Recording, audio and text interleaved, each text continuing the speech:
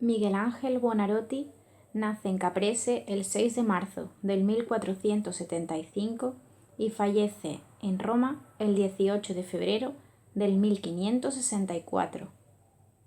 Fue arquitecto, escultor y pintor italiano renacentista, considerado uno de los más grandes artistas de la historia, tanto por sus esculturas como por sus pinturas y obra arquitectónica.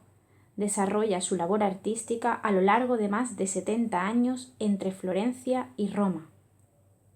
En la biografía que publica Giorgio Vasari en el 1550, se recoge cómo Miguel Ángel fue uno de los más grandes artistas de todos los tiempos. Disfrutó del éxito durante su vida y después de ella. Apodado el Divino, fue un privilegiado, ya que la mayoría de los artistas de su época no disfrutaron de la fama en vida.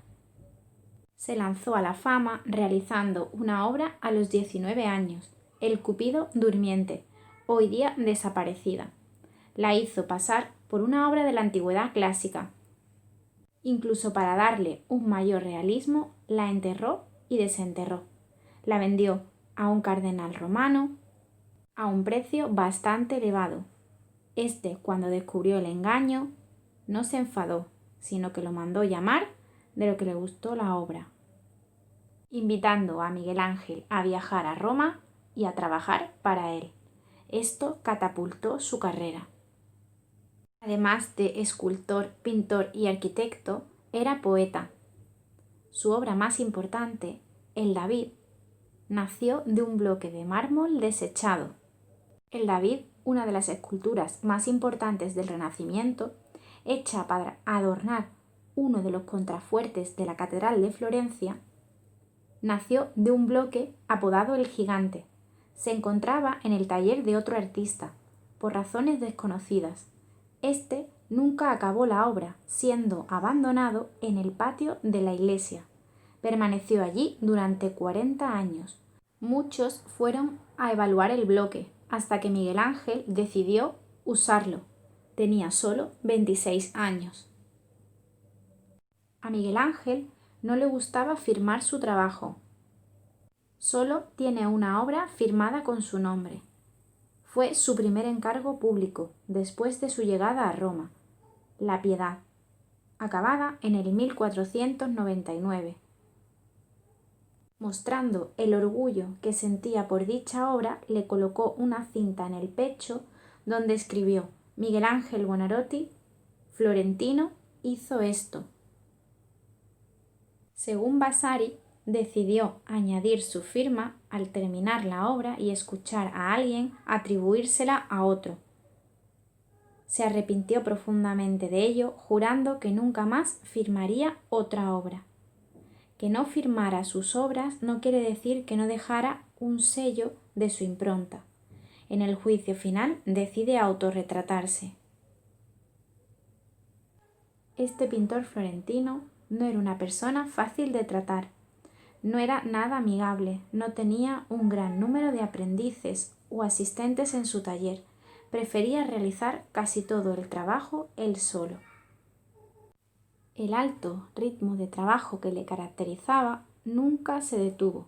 Sus últimos años los pasa como arquitecto de la Basílica de San Pedro. Estuvo trabajando en La Piedad Rodanini hasta 6 días antes de su muerte.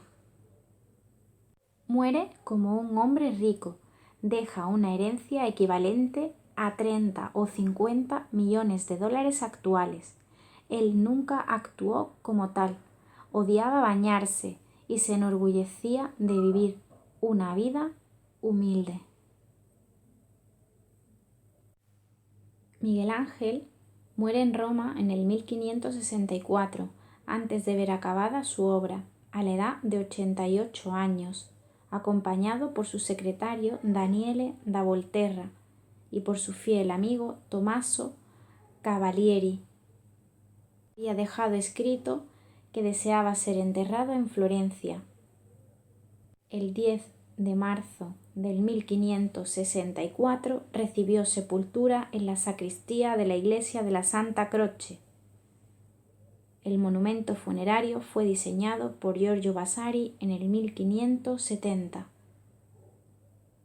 De entre los encargos más importantes que realizará Miguel Ángel, destaca la Capilla Sixtina, dentro de la residencia oficial del Papa y la estancia más conocida del conjunto palaciego. Originariamente servía como capilla de la Fortaleza Vaticana, conocida anteriormente como Capella Magna. Toma su nombre del Papa Sixto IV, quien ordenó su restauración entre el 1477 y el 1480. Desde entonces, la capilla ha servido para celebrar diversos actos y ceremonias papales.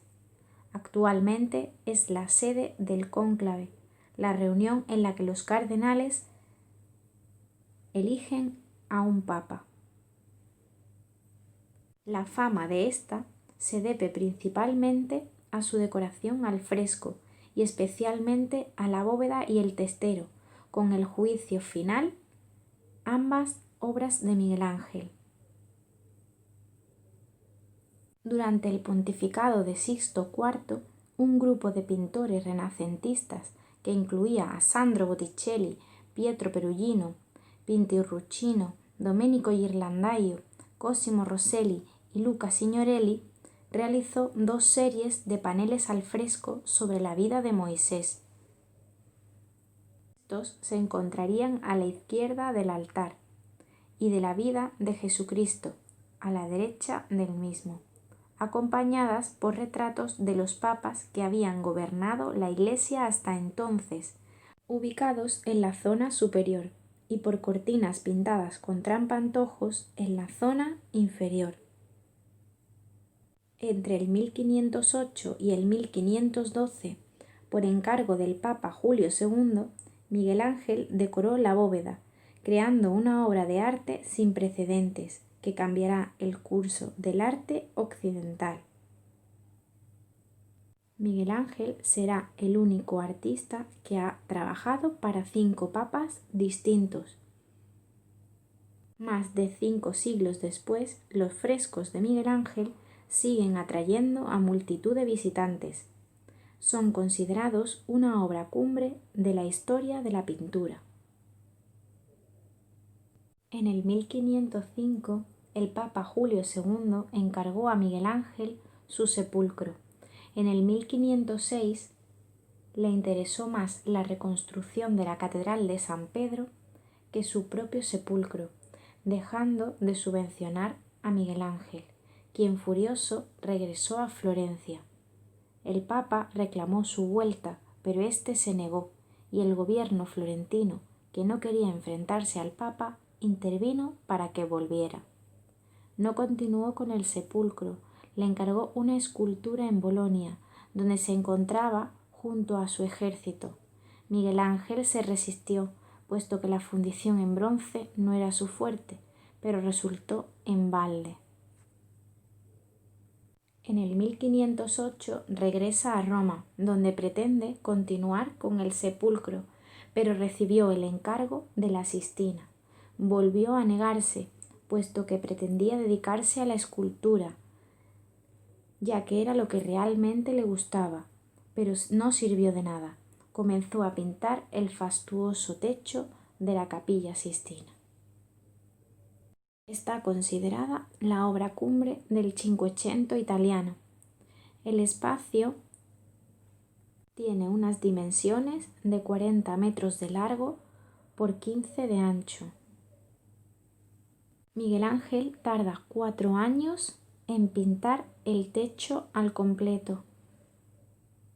Divide la bóveda en 9, simulando 10 arcos fajones. En cada una de las partes cuenta 9 historias del Génesis. Dividirá el espacio de la bóveda en 3. En la zona central narrará las 9 historias o pasajes del Génesis. En el centro destaca la creación de Adán. En los lunetos, los antepasados de Jesús, según San Mateo. en las pechinas los episodios de la salvación de Israel, y en las bovedillas se encontrarán las sibilas y los profetas. En la zona central se describe el origen del universo, la creación del hombre y el mal, recreado mediante el diluvio universal. De la escena principal tenemos poca información en el Génesis. Únicamente se cita: hagamos al hombre a su imagen, a imagen de Dios lo creó, varón y hembra los creó. La imagen del Adán renacentista nada tiene que ver con el Adán medieval, representado como hombre avergonzado de su pecado y sumiso a Dios, sintiéndose como un pobre pecador en un valle de lágrimas. Adán y Eva desobedecieron y transmitieron su culpa a todos sus descendientes, de modo que la salvación únicamente era posible en el más allá. Al iniciarse el Renacimiento, se impone una imagen del hombre distinta. Se representará a Adán y a Eva tal y como fueron creados inicialmente, hermosos, perfectos y triunfantes, semejantes a Dios. En este periodo se busca la conciliación entre la mentalidad clásica y cristiana. El hombre es la coronación de la creación, el ser vivo más afortunado y digno de admiración. Dios puso límites a las demás criaturas. Solo el hombre era libre, capaz de descender hacia el mundo interior del animal o elevarse hacia lo divino, casi tan libre como el mismo Dios. En cada individuo vive Dios revestido de carne humana. Miguel Ángel representa a todos los personajes con un tratamiento escultórico de los cuerpos. Llena sus cuerpos con músculos y tendones, representados con una gran precisión. Dota de hombros atléticos al primer hombre. No se olvida de sus órganos sexuales, que los representará con total naturalidad. Lo muestra hermoso, tan noble como a Dios. No aparece suspendido a gran distancia de Dios. El Creador está cerca de su propia imagen, actuando como un padre, alejándose de la imagen de soberano colérico del Antiguo Testamento. Según la Biblia, Dios supera la capacidad perceptiva del hombre. En cambio, Miguel Ángel lo pinta con rostro. Y es que los cristianos querían verle, y por eso lo representa como un anciano respetable, con barba.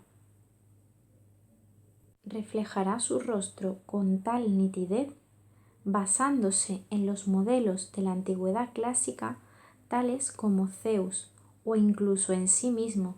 El anciano tiene un cierto parecido con el propio artista. Trabajó la cabeza y el cuerpo de Dios con los mismos detalles que la figura de Adán, y dotó a la divinidad y al hombre de la misma sustancia. La diferencia está en la edad, los ropajes y el movimiento. Adán descansa mientras Dios llega a toda prisa del cosmos. El viento de la carrera mueve su melena y su barba, y el paño que lo desplaza. Aparece acompañado de un conjunto de angelitos. Uno de estos podría ser Eva, que aún no ha sido creada, pero ya está en su pensamiento. Estaría debajo de su brazo izquierdo. Es muy posible que a través del movimiento el pintor quisiera sugerir la omnipresencia de Dios. No obstante, en el movimiento también nos recuerda a Zeus, siempre activo y disparando rayos. En esta escena Miguel Ángel muestra una armonía sobrenatural que contrasta con la situación política que se vivía en esos momentos. Los estados italianos estaban sumidos en ávidas luchas de poder, mientras el Papa Julio II se mostraba preocupado por reforzar el poder de los estados pontificios. Según el Génesis, Adán fue formado a partir de un puñado de tierra y Dios insufló en sus narices aliento de vida. O sea, primero lo modela y después le da vida. Normalmente, hasta este momento, se representó a Dios modelando a su criatura. Ahora Miguel Ángel elige este segundo momento donde Dios está dándole vida a Adán, insuflándole su aliento divino. Miguel Ángel decidió no ceñirse a lo que decía el texto bíblico. Insufló en las narices. Debió de considerarlo impropio, creando una fórmula nueva, la vivificación de Adán, sufriendo así un cambio radical a la hora de representar este momento. Usó las puntas de los dedos, dedos que se rozan de forma poco usual, plenos de timidez y delicadeza. La enorme popularidad de esta obra o de este detalle se debe a lo que transmite al espectador, algo alejado del placer estético, la naturalidad de las formas o el magnífico uso del color.